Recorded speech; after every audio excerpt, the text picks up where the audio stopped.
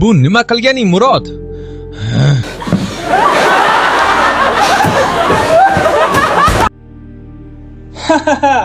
Zo'r-ku.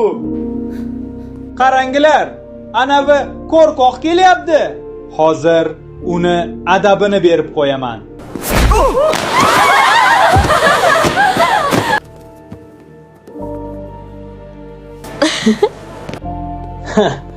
Bunaqa ovqatlar kuchlilar uchun, Samir.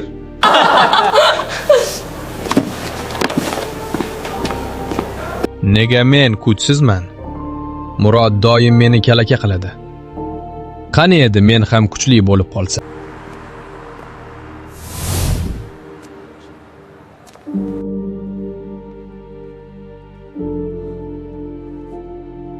Xo'sh kelibsan, Samir. Seni anchadan beri kutayotgandim. Meni qayerdan taniysiz?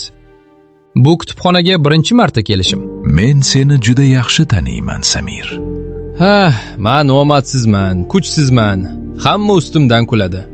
Murod esa doim meni kalaka qiladi. Unday bo'lsa, men senga mana bu kitobni sovg'a qilaman. Bu oddiy kitob emas. Bu sehrli kitob. U sening barcha orzularingni amalga oshiradi. Unga faqat orzuyingni yozsang bas. Rostdanmi? Endi mening barcha orzularim amalga oshadimi? Lekin shuni unutma. Har bitta orzuying qalbingdagi eng yaxshi fazilatlardan biri yo'qolishi evaziga amalga oshadi. Bu kitobning egasi endi sensan. U qaytarib olinmaydi. Shunga rozimisan? Albatta, roziman. Kitobni qaytarib berish niyatim ham yo'q.